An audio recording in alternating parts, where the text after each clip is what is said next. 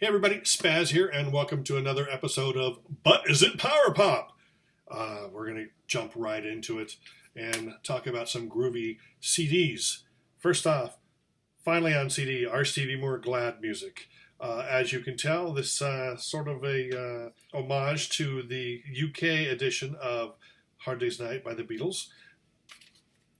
8 bonus tracks on this. Fantastic stuff. This is actually, Stevie spent many years recording stuff from his bedroom, and this right here is actually his first studio album, actually recorded in a studio, even though it's, I believe, 8-track, but still a lot more focused than his earlier recordings, although they are just fantastic, because he's just a great songwriter anyway, and just a very unique talent.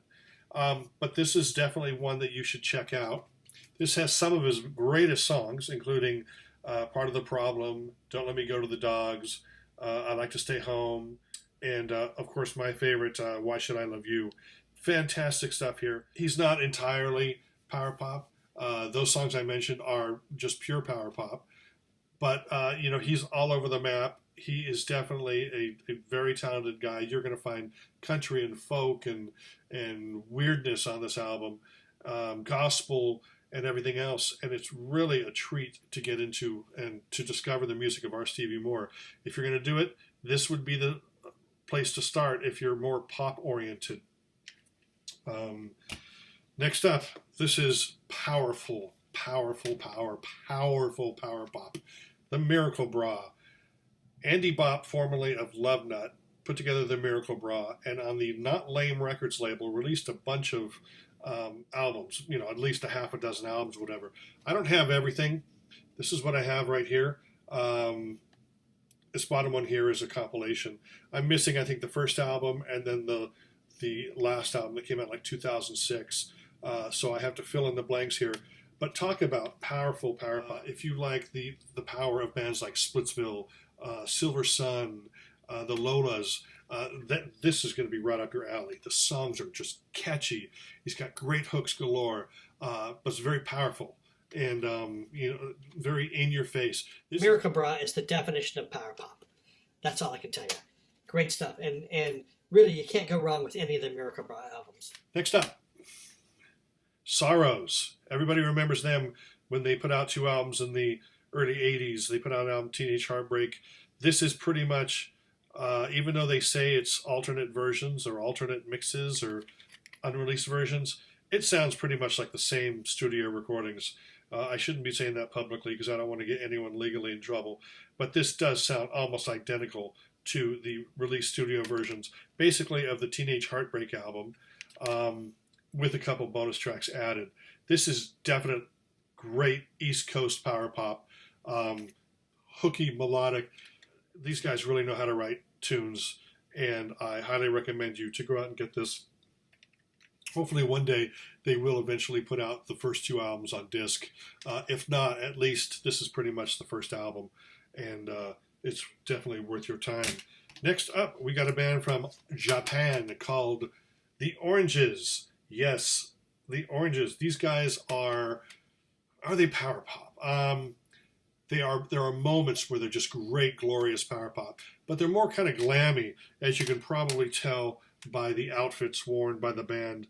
They're all color coordinated, and it's hooky, but it's more sort of 70s glam. I guess you can kind of say, maybe even Bay City Rollers. If you look at a cover like that, sort of reminds you of Bay City Rollers.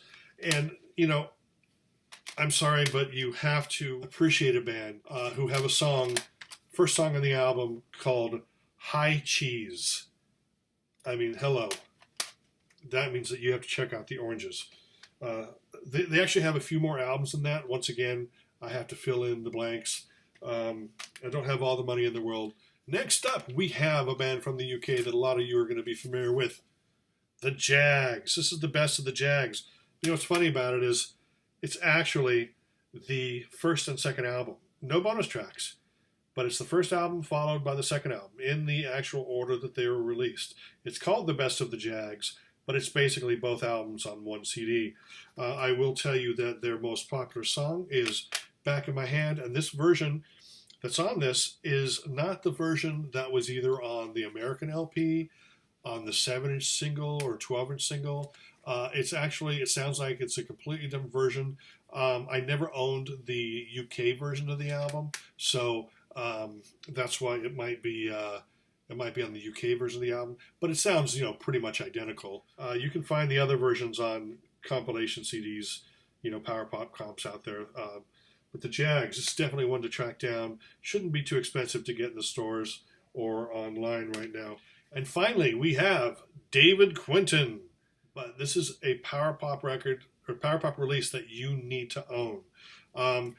He originally released records on the Bomb label out of Canada, and the CD puts everything together on one disc. It's on the Bullseye Records label, and it is just a treat, a pop fest of goodness.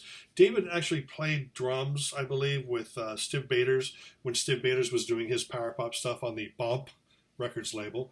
And in fact, the David Quinton song called Make Up Your Mind, Stiv did it, and Stiv did a good job, but Quinton's version is just stupendous. It's probably one of the, in my opinion, one of the top 25 greatest power pop songs of all time. And it can be found on this David Quinton CD, and it's currently actually available on the Bullseye Records label out of Canada, and you should easily be able to find that. It's definitely worth it, worth your time. One of the finest power pop collections on the market today, and you're welcome for introducing you to the music of David Quinton, especially the song Make Up Your Mind. It's just glorious fun.